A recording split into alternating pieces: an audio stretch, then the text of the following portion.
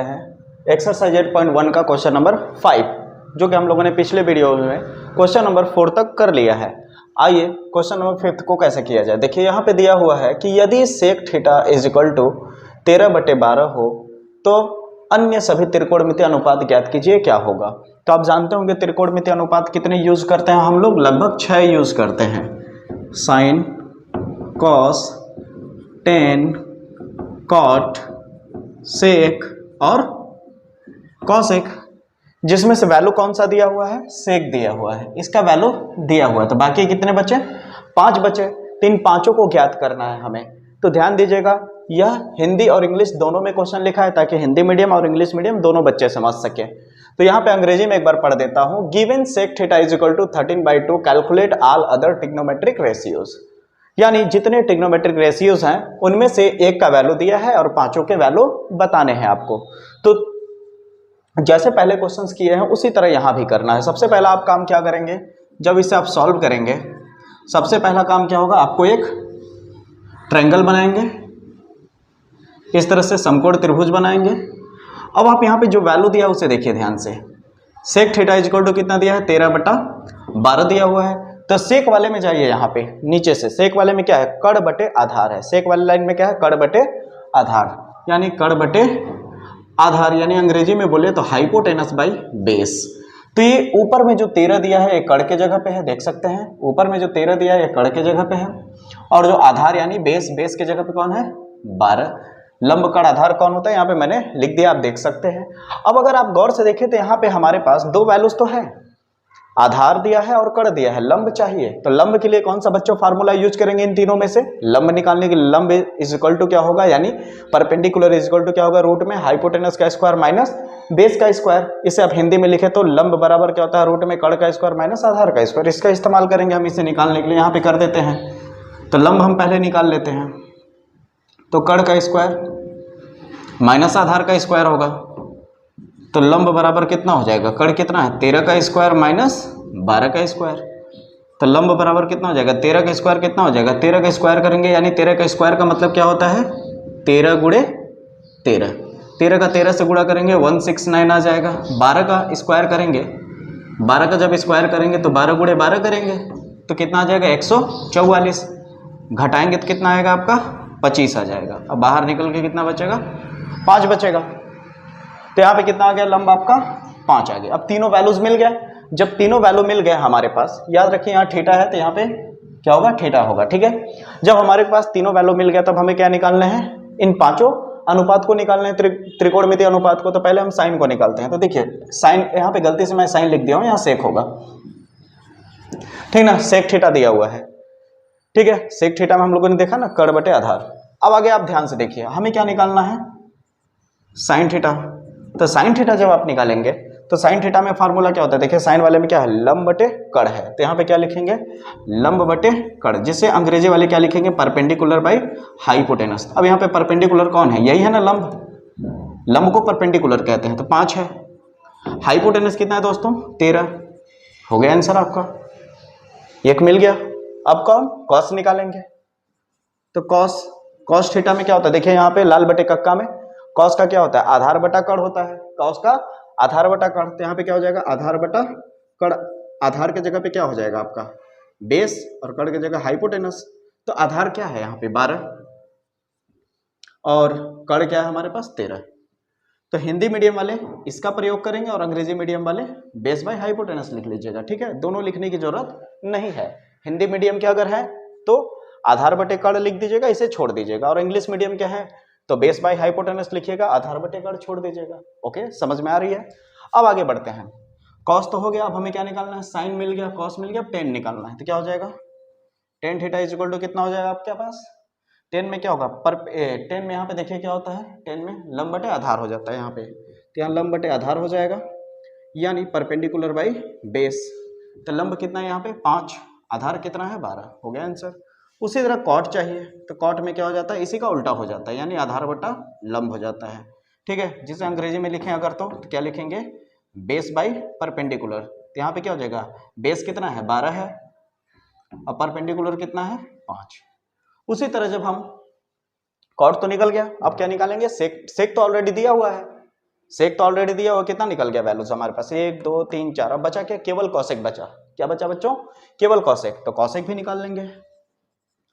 Cosec theta कितना होता है, कॉसेक में देखिए साइन का उल्टा होता है, कॉसेक क्या होता है, साइन का उल्टा। जो साइन का आंसर आया वही कॉसेक का उल्टा कर दीजिए तो आंसर आ जाएगा। तो क्या हो जाएगा, कॉसेक में कड़ बटे लंब हो जाएगा। तो यहाँ पे क्या हो जाएगा, कड़ बटे लंब, क्योंकि कॉसेक नीचे है तो नीचे से ऊपर जाएंगे, कड़ लिखेंगे पहले, फिर बटे करेंगे, फिर लंब लिखेंगे। ठीक है, तो कड़ कितना है, हाइपोटेनस। लंब को परपेंडिकुलर कहते हैं, हाइपोटेनस बाई परपेंडिकुलर होगा। तो हाइपोटेनस कितना है इस पे, कड़ कितना है 13, परपेंडिकुलर यानी लंब कितना है 5। आपका आंसर आ गया। आइए अगले क्वेश्चन की ओर चलते हैं। 6 क्वेश्चन जो है एक्सरसाइज 8.1 का, it's a very important question है बोर्ड एग्जाम के हिसाब से देखा जाए तो, और बहुत ही ज्यादा आसान भी है, कठिन नहीं है। फंसाने की कोशिश किया गया है क्वेश्चन में। कह रहा है कि angle A and B are acute angle, यानी कह रहा है कि कोण ए और बी जो है वो न्यून कोण है। न्यून कोण का मतलब होता है जिसका कोण 90 अंश से कम होता है। ठीक है, और कह रहा है कि such that cos A is equal to cos B, यानी कह रहा है कि अगर cos A और cos B एक दूसरे के अगर बराबर हों, ठीक है, cos A का मान cos B का मान एक दूसरे के बराबर है, तो प्रूफ करके दिखा दीजिए, शो कर दीजिए कि एंगल A और एंगल B आपस में क्या है, बराबर है। यह करना है। तो इसके लिए आप देखिए, सबसे पहला काम आप क्या करेंगे, एक त्रिभुज ड्रॉ करेंगे इस तरह से, समकोण त्रिभुज। और सबसे पहले आप देखेंगे किसने क्या बोला कि कोण ए और कोण बी क्या है, अक्यूट है। अक्यूट कहाँ पे होगा, यहाँ पे या यहाँ या यहाँ। तो आप कहोगे ए तो डायरेक्टली 90 डिग्री है, ये तो अक्यूट हो नहीं सकता, ये तो राइट एंगल हो गया। यहाँ पर अगर मैं कोण ए कह लूँ और यहाँ का कोण बी कह लूँ, तो कोण ए को गौर से देखिए और इस कोण बी को देखिए, 90 अंश से कम है कि नहीं, 90 डिग्री से कम है। इसका मतलब अक्यूट ए वाला है और ए वाला है, जिसे हिंदी में न्यून कोण कहा जा रहा है। ठीक है, और ये कह रहा है कि अगर हमारे पास cos A बराबर है किसके, cos B के, तो प्रूफ कर दीजिए क्या कोण A और कोण B आपस में बराबर होगा। पहले तो मैं आपको ये बता दूं कि कोण A और B बराबर होने के लिए कैसी परिस्थिति होनी चाहिए। आप अगर कोई भी त्रिभुज देखें कुछ इस तरह से, ठीक है, अगर त्रिभुज का A वाला और A वाला भुजा अगर आपस में बराबर है, A वाली भुजा और A वाली भुजा अगर आपस में बराबर है, तो ऐसे करके नीचे आइए, नीचे आते जाइए, आ रहे हैं, तब यहाँ का कोण और यहाँ का कोण आपस में क्या हो जाएगा, बराबर हो जाएगा।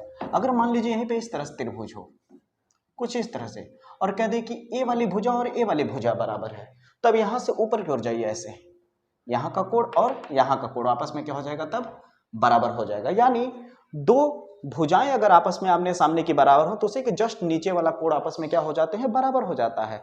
इसका मतलब हमें कोण ए और कोण बी को बराबर करने के लिए, कोण ए और कोण बी को बराबर करने के लिए इस वाली भुजा को और इस वाली भुजा को क्या करना पड़ेगा, बराबर दिखाना पड़ेगा।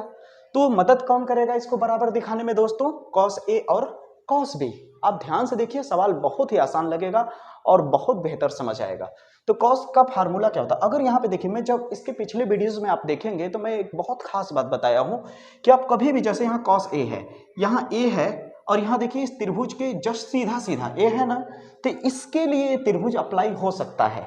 लेकिन यहाँ B है, यहाँ क्या है, B है, तो इसको क्या करना पड़ेगा, एकदम सीधा, B देखिए ऊपर है ना, तो अब इस त्रिभुज को इसके लिए अप्लाई नहीं कर सकते आप, इसको एकदम ऐसे करना पड़ेगा। तो इस त्रिभुज को अगर आप पलट देंगे कुछ इस तरह दिखने लगेगा, A ऊपर हो जाएगा और B नीचे। यानी आप जो त्रिकोणमितीय अनुपात होते हैं, ट्रिग्नोमेट्रिक रेशियोज होते हैं, वहां का जो थीटा होता है, यहाँ पर जो एंगल होता है वो आपको गौर से देखना पड़ेगा 90 के सीध में है या नहीं, ऐसे ऐसे है तभी आप अप्लाई करिएगा। अदरवाइज अगर आप यहाँ पे A निकाल रहे हो, cos A का वैल्यू निकाल रहे हो और यहाँ पे 90 के जस्ट सामने C है, तो आपका आंसर कभी सही नहीं आएगा। ध्यान दीजिए, अब आपका B सामने हो चुका है, देखिए इसका मतलब ये वाला त्रिभुज इसके लिए अप्लाई होगा और ये वाला त्रिभुज इसके लिए अप्लाई होगा। आइए करते हैं। तो यहाँ cos का फार्मूला क्या होता है, आप खुद सोचिए। कोण A के हिसाब से अगर देखें, कोण A के हिसाब से देखें तो cos का फार्मूला क्या होता है, लंब कड़ आधार में, तो आप जानते होंगे आधार बटा इसे C मान लेते हैं, ठीक ना। आधार बटा क्या होता है, कड़ होता है। तो आधार यहाँ पे कौन है, यही है ना नीचे वाला बेस, तो क्या है AC बटा कड़ कौन होगा, AB, इक्वल इसके हिसाब से अगर देखा जाए तो आधार कौन है, BC यानी बेस, और कड़ क्या है, AB, है कि नहीं, देख लीजिए। B के हिसाब से मैंने A की जब बात की, cos A की, तो इस वाले त्रिभुज को अप्लाई किया क्योंकि इस 90 के जस्ट सामने A यहाँ पे था। जब मैं इसकी बात की तो मैंने जानबूझ के इसको मोड़ दिया इस तरह से।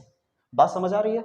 अब देखिए गौर से, बटे के नीचे यहाँ भी AB बटे के नीचे यहाँ भी ए बी, बराबर का चिन्ह है इसलिए ए और ए कैंसिल हो जाएगा, बचा क्या, ए सी बराबर बी सी, ए सी बराबर बी सी। देखिए कहीं क्या सामने ये भुजाएं बराबर तो नहीं हो गई, तो आप कहोगे हाँ सर ए सी जो है आपने बराबर कर दिया किसके, बी सी के। तो दोस्तों आप बताइए ये बराबर हो गया तो ऐसे करके जाइए, ऐसे करके ऐसे ऐसे, तो ये वाला कोण भी आपस में बराबर होगा या नहीं, ये कोण भी आपस में बराबर होगा, यानी यहाँ का कोण ए, ये वाला देखिए ये वाला कोण ए और कोण बी आपस में क्या हो जाएंगे, बराबर हो जाएंगे। ऐसा क्यों, क्योंकि ये समद्विबाहु त्रिभुज हो गया।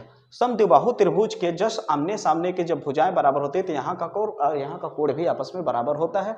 उम्मीद करता हूँ ये वीडियो पसंद आया होगा, और पसंद आया तो इसे जरूर शेयर करिए, अपने दोस्तों तक फैलाइए इसे, ताकि सभी लोग देख सके और इसका उपयोग कर सके। धन्यवाद।